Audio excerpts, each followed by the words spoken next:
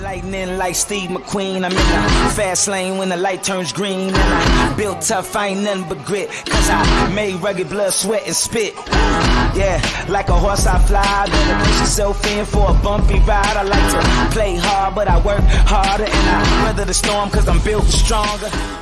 What is up, ladies and gentlemen? We are back. We are live. It is the Freight Coach Morning Show, the top morning show in transportation, coming to you guys every single weekday, 8:30 a.m. Pacific, 10:30 Central, to break down some industry headlines and, most importantly, provide some actual insight into what you can do with all of this information.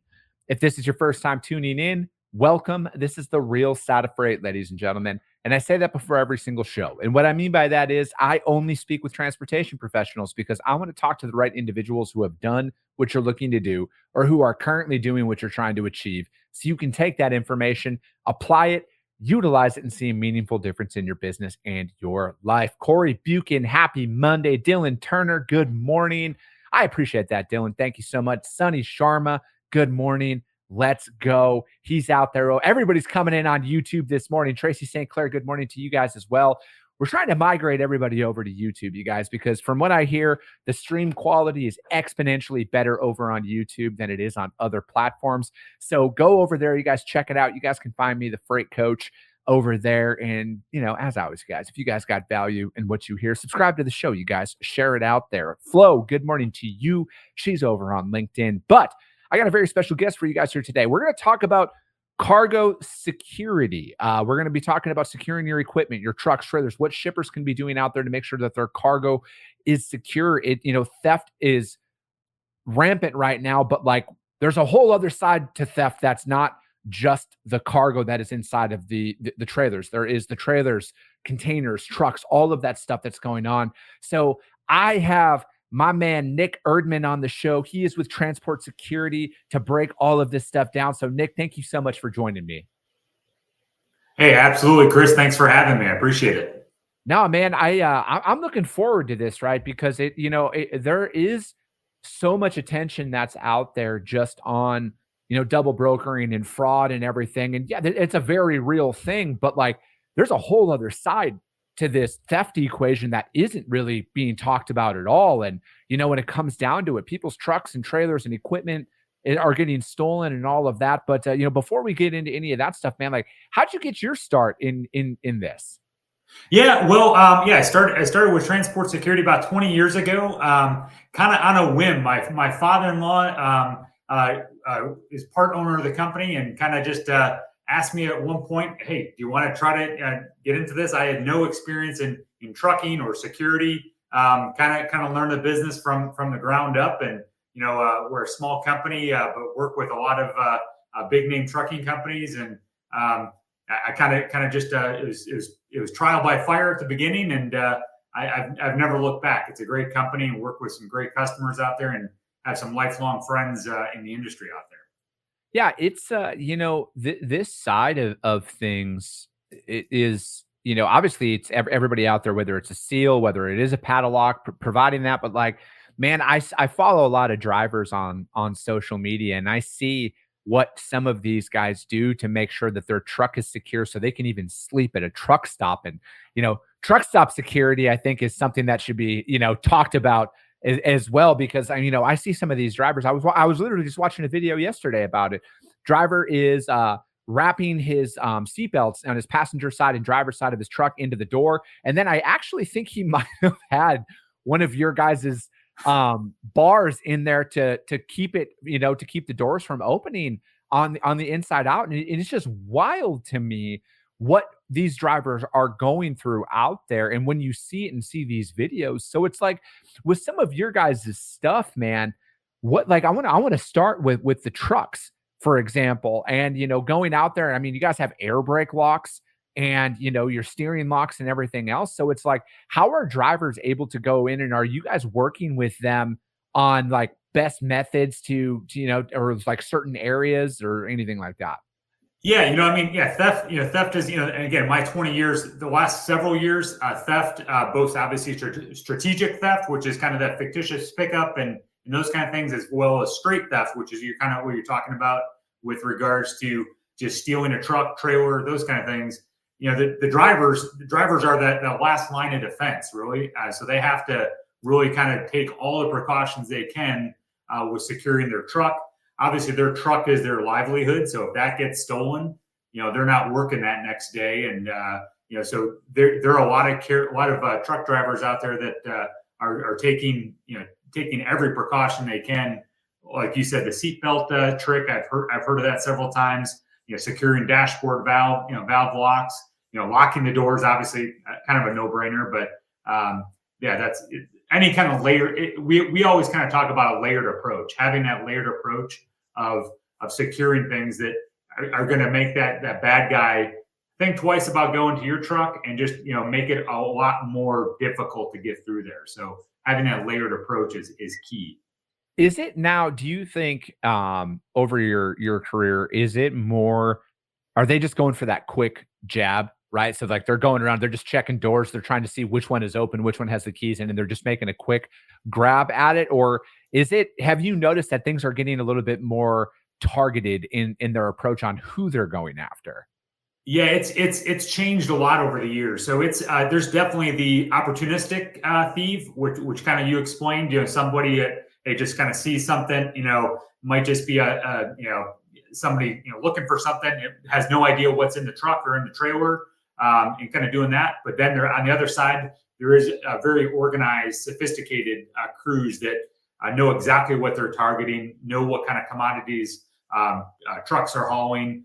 Certain destinations are prime for electronics or high value apparel, those kind of things. So yeah, it definitely is both sides of it, and we see both sides of it as far as what's going on out there. I think a really good thing that a lot of people should do. I forget what company released this. And it was a couple of months ago. They put an article out about some of the highest freight theft corridors that are out there, and they break it down. Like they have so much data now where it's broken down by freeways. And I wish I could remember the name of that article, but no, I mean it does. And it's like if you have any freight that's traveling on those areas, or even if like again, it talk about a great opportunity to talk to customers or your current customers about that. Like, hey, this is going on this, because not everybody secures their loads. When it comes to like locks and seals and all of that stuff out there. And then furthermore, I don't think just a standard seal is good enough, right? Like I know there's a lot of food loads and stuff out there that, the seal, but it's a piece of tin. Anybody could, anybody could go out and do anything with it. You got to go out there. You got to do more to protect this stuff. Are you guys working? Like, how do you guys assess what people could do to improve their security on there? I mean, are you guys looking at your guys' locks and are they, I don't know, anti-bolt cutter or whatever that looks like?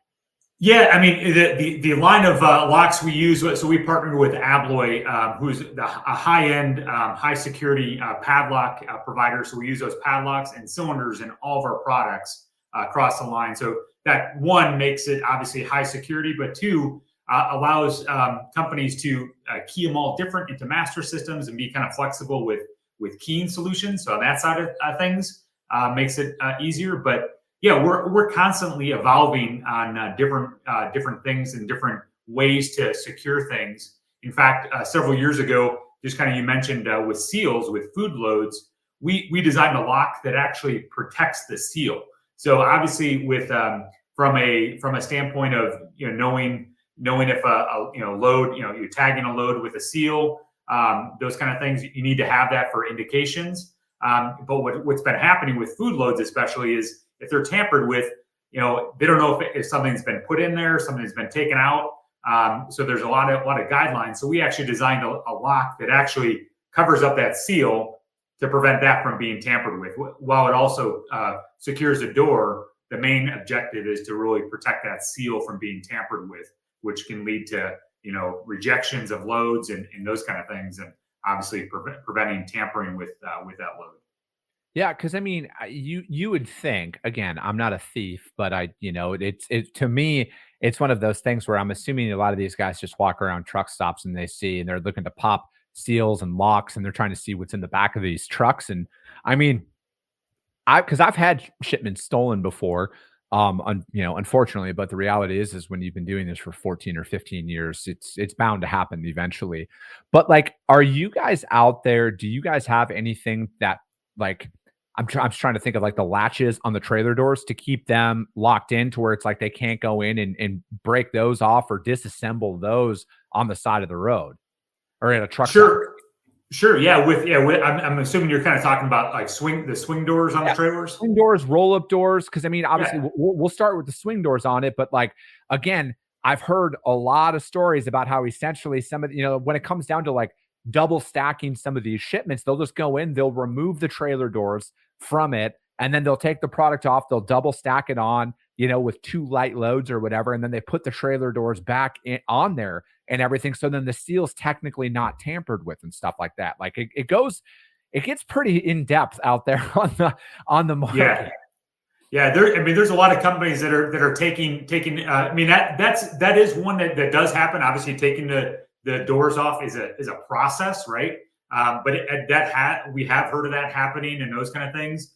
The biggest thing too is just preventing, keeping the doors married together. Speaking of the roll door, the swing doors, is we have a product that a hasp that goes installed on the trailer door, marrying the 2 doors together and then secured in the middle with a padlock that allows it, not to be, locking both doors, so you can't pry one door open or take one door off and pilferage, part of the load or all the load off there. So really marrying those 2 swing doors together is key on really kind of maximizing that security rather than just having a padlock on one side of the door, which is typically that right side door, right? So what could a driver do that, because a lot of this is it's a lot of heat of the moment stuff where, you're delivering to a specific area, you're new, you don't know that it might be a rough area or something like that.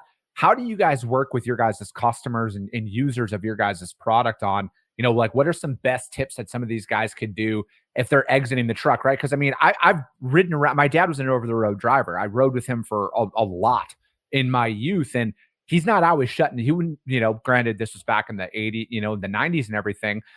He's not shutting his truck off every time he gets out of his truck. He leaves it running and certain things like that. So like, are you guys working with your people on that? Sure. Yeah. That's key. Because obviously when you're parking your truck at a truck stop, stops are supposed to be an area where drivers can obviously get, food, recovery, rest and all that kind of stuff.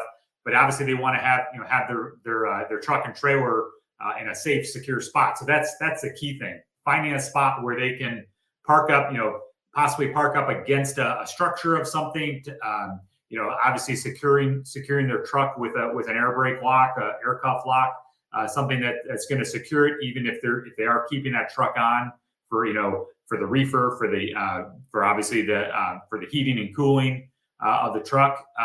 But making sure that they're taking those precautions. If they're noticing anything weird, if they someone kind of around their truck kind of poking around a little bit that maybe shouldn't be around there, or something that seems a little off, get a hold of your dispatcher, get a hold of somebody from your company to kind of say, hey, this area just doesn't seem safe, or those kind of things, because obviously the safety of the drivers is utmost importance of that. But you want to make sure that you're in an area that you feel comfortable and secure in, but taking a couple of those steps where you can really make sure that you're doing all the precautionary things you need to. Yeah. Are you seeing anything like because I think of like the kingpin and the landing gear or the dolly and having a secure method in that, right? Because it's like, again, I think that there's so many different things you got to keep in mind, and it's like the more and more I'm thinking about this, I'm thinking about more and more vulnerabilities inside of there, right? Because it's like, hey, they might not want, but I would assume that they would steal the truck and the trailer in the event. But like, again, if these trailers are parked, right, like they're in a drop yard, or they're the driver leaves it at a truck stop, they got to go out, they got to go to the a Walmart or a store or something while they're on the road to restock up. I'm thinking, all right, landing gear and kingpin. Do you guys have like what about stuff like that to make sure that that's secure so they can drop it and then know for a fact, like, hey, nothing is going to happen to this trailer. Yeah, I mean, obviously, you never really want to leave a drop trailer if possible. Obviously, I mean, that's not always possible. But, I mean, it's, securing it with a kingpin lock, glad hand lock, landing gear lock, and, obviously making sure it's in a spot. Because, obviously, like you said, drivers need to move and make, get supplies or, go to the store, those kind of things. But, yeah, securing it, kind of one of those things that in our industry, cargo at rest is cargo at risk. So obviously, it can't be moving 24/7 all the time, but that is really kind of when something's dropped, a truck is stationary parked. That's typically where you're seeing most of these thefts. They're not happening when they're on the road. I think of Fast and Furious and those kind of things. Those aren't. We haven't seen those, at least in the U.S. As a mode of operandus to theft. It's normally when it's parked, the driver's typically away from the truck.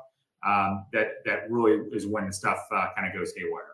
No, for sure. And I mean, obviously, all of these products out there exist because this has happened in the past, right? And I think, like, again, everybody wants to sit and think in perfect world scenarios, right? Like, oh, hey, nobody would ever leave that out there, but I would probably argue that this happens way more than not, or they forget to do something that, they think, oh, it's only going to be a couple of minutes. What's the worst thing that could happen? Human beings are human beings at the end of the day. And you're not always thinking about this. But again, I also think, like, securing your equipment as a business owner, like I've talked about this. I have people come on my show on the insurance side, and they talk about inward and outward facing cameras and all of that stuff, what that can do for your insurance policy. And I also look like, man, if I own trucks, I would have cameras literally anywhere that, like, on those points of vulnerability, to where it would tell a picture, right? Like, in the event that something did happen to my equipment, they would know exactly what happened, who did it, and what. Because I mean, I think like that, yeah, man, I go probably way overboard in the way that I think about some of this stuff. But again, we're not talking about small sums of money just in freight and then the equipment alone. I mean, some guys have hundreds of thousands of dollars. Most people have hundreds of thousands of dollars invested into their truck and their trailer. And I look at some of these additional securements that you could put on there. It pales in comparison to what it would cost you in insurance to replace some of this stuff, And again, it's always a perfect world situation. It's always easier to sit here, have a conversation like this and be like, oh, that will never happen, until it does, right? And then what? Then you're going to look back and you're going to think, damn, maybe that additional security measure was worth it, And because, like, again, back to the insurance people that I have come on the show, where it's like, it might be a couple hundred extra bucks a year or whatever that looks like in coverage, but, like, what does that save you on the back end in the event that this stuff happens? Because unfortunately, you guys, we live in a day and time where desperate times call for desperate measures. And I think that I'm of the mindset, and again, I want to be abundantly clear, this is Chris Jolly's opinion only here. The overwhelming majority of the theft that is out there is inside jobs. And I don't think it's as at random as a lot of people want to mark it out there. I truly think that it is, the overwhelming majority of it is inside jobs and it's organized crime. We won't go into that on that, but you guys also have a lot of great content on your guys' website. If you guys go to transportsecurity.com, there's some articles out there and there's some, like, step-by-step guides on kind of what you can do out there. And, you're about key things that shippers should ask about security.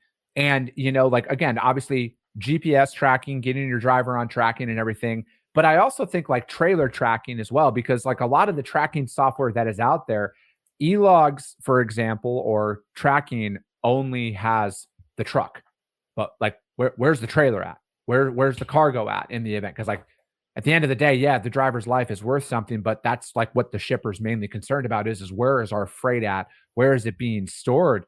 And, like, again, like, what are you doing to prevent unauthorized access to that stuff?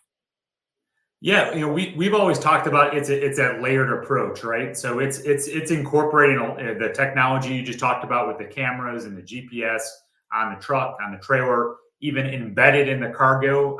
Some shippers are doing that where they're embedding GPS devices in cargo, and then having locking devices that are specific for the trucking industry, and making sure that they can last in the rugged environment of the trucking industry. It's really that prevention, taking those steps, all those steps of prevention, like you said with the insurance.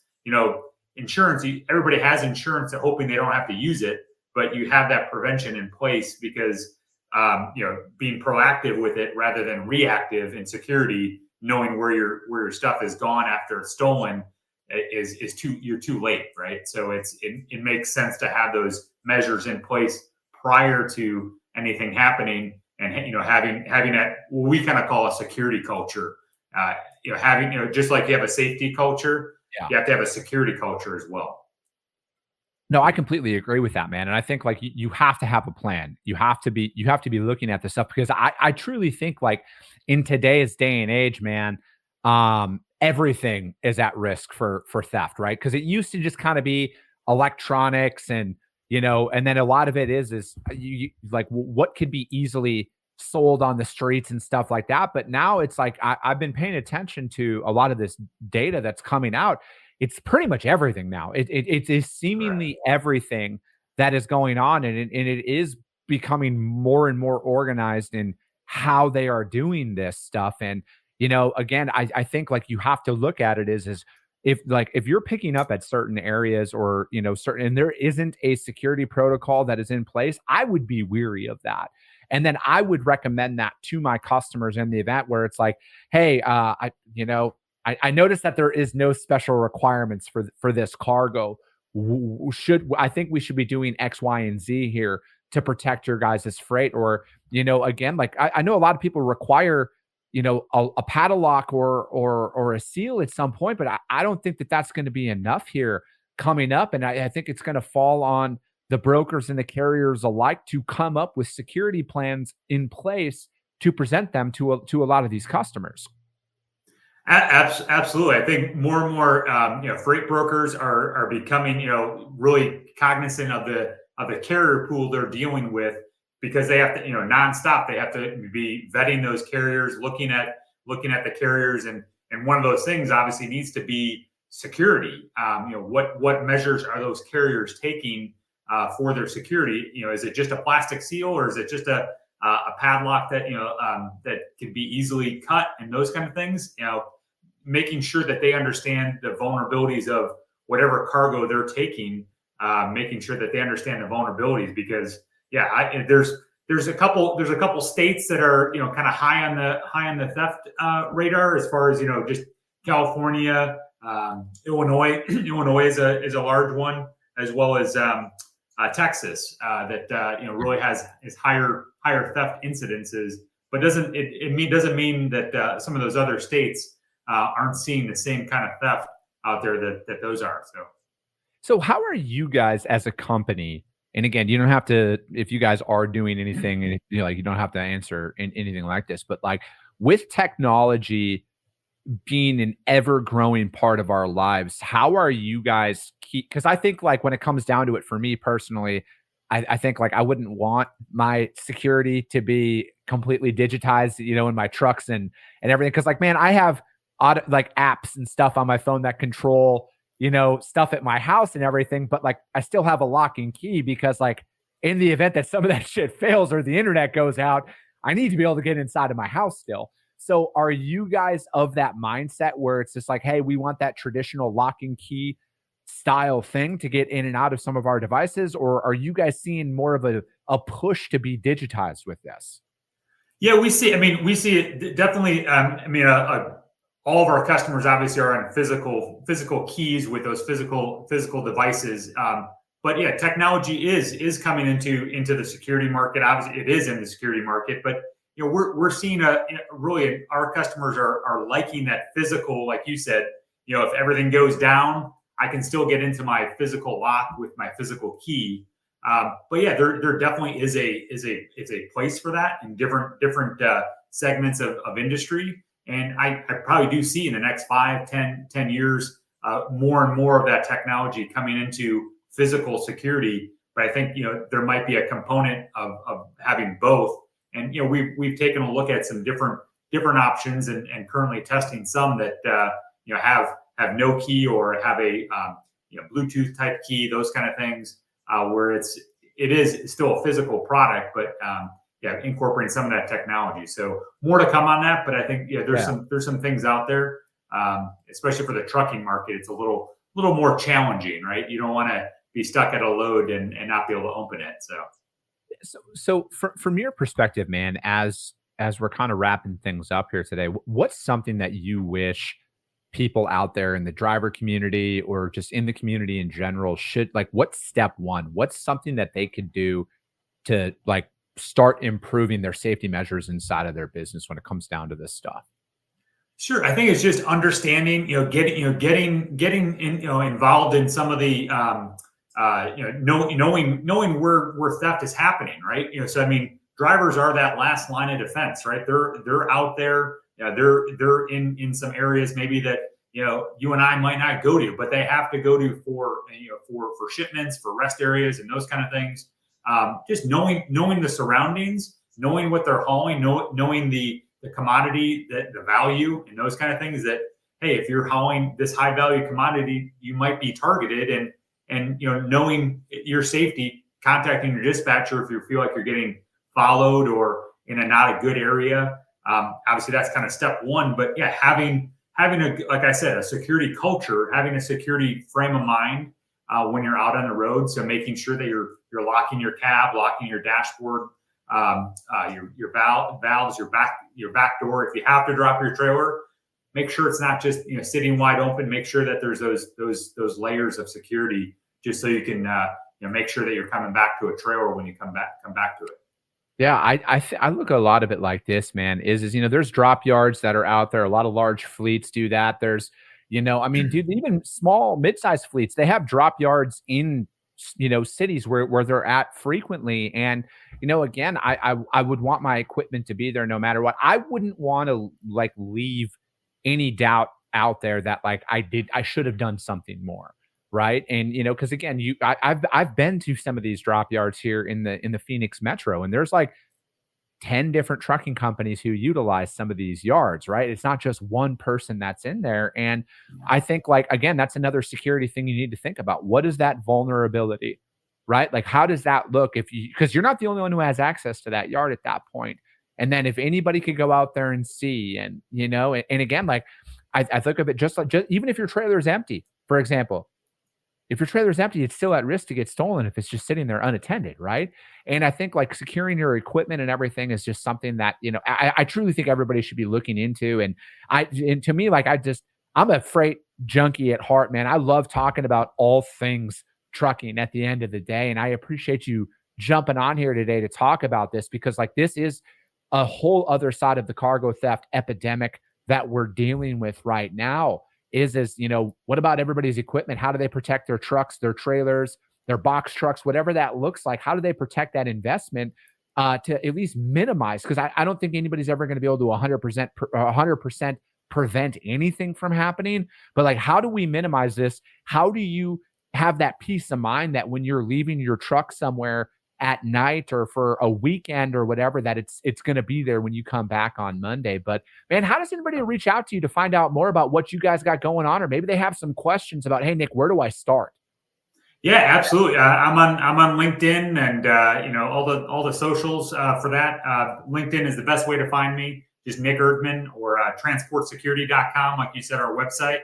But yeah, feel free to reach out and be happy to have a conversation with individual owner operators, trucking companies. Setting up a program. We're seeing a lot more trucking companies that maybe didn't have a security program in place, really kind of ramping up and starting to do that. And it just, it's a small investment to start off with. So feel free to contact me. Be happy to help out. Perfect. Nick, I appreciate you joining me today, man. And you guys, we got guests coming on this week as well, but hit Nick up. If you have questions out there, hit him up, you guys. And if for some reason you guys can't find him, I will gladly put you guys in contact with him. But as always, you guys, if you guys got value in what you heard, subscribe to the show, you guys. Share it out there to your network, because if you see value, your network's going to see value as well. I appreciate you guys. I love you guys, and we'll be talking to you soon.